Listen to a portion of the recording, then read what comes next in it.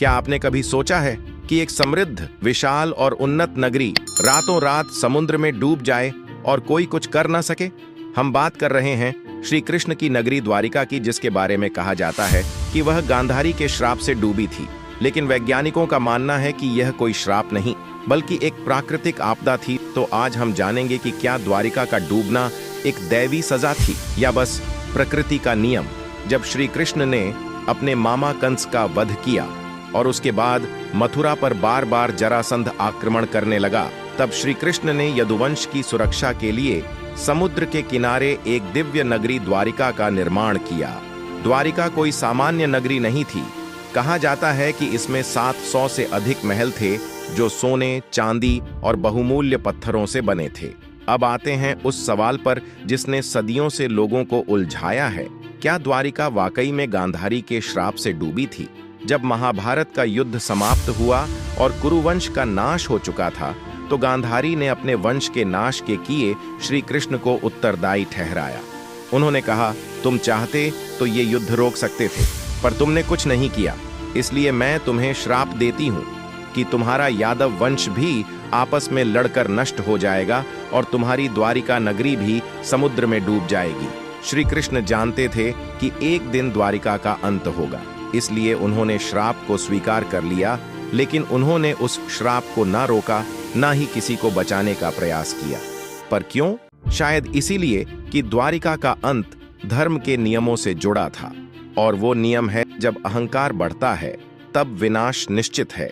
महाभारत युद्ध के बाद यादव वंश के अंदर घमंड, अहंकार और संघर्ष बढ़ने लगे। बलराम और श्री कृष्ण जानते थे कि गांधारी का श्राप सच होने लगा है और वह द्वारिका की नियति बन चुका है।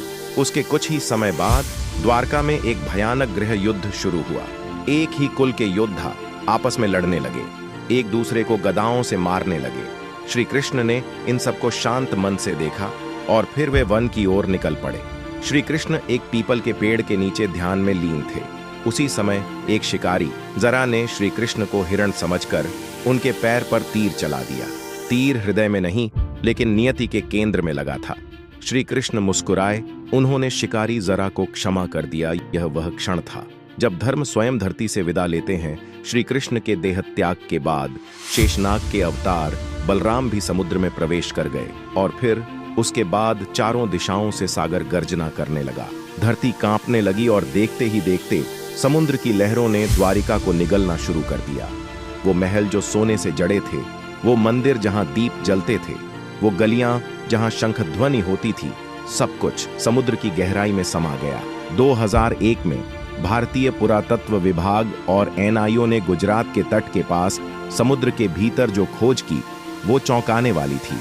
उन्हें समुद्र से 33 मीटर नीचे एक नगरी के अवशेष मिले। इन अवशेषों की कार्बन डेटिंग की गई और पता चला है कि ये 9000 साल पुराने अवशेष हैं। कुछ वैज्ञानिकों का मानना है कि द्वारिका का डूबना एक समुद्री प्रलय का हिस्सा था।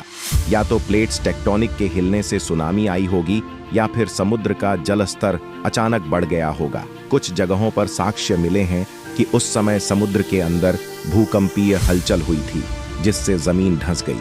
तो क्या यह प्राकृतिक घटना थी, या फिर यह भी नियति का भाग था, जिसे पहले ही पुराणों में बताया जा चुका था? हरिवंश पुराण में वर्णित है कि जब श्री कृष्ण ने पृथ्वी से विदा लेने से पहले उद्धव को बुलाया और उन्हें एक अंतिम संदेश दिया, हे उद्धव, अब मेरा कार्य पूर्ण हुआ। यह नगरी भी समय के साथ जल में समा जाएगी, पर मैं रहूंगा हर युग में, हर आत्मा में, धर्म के रूप में।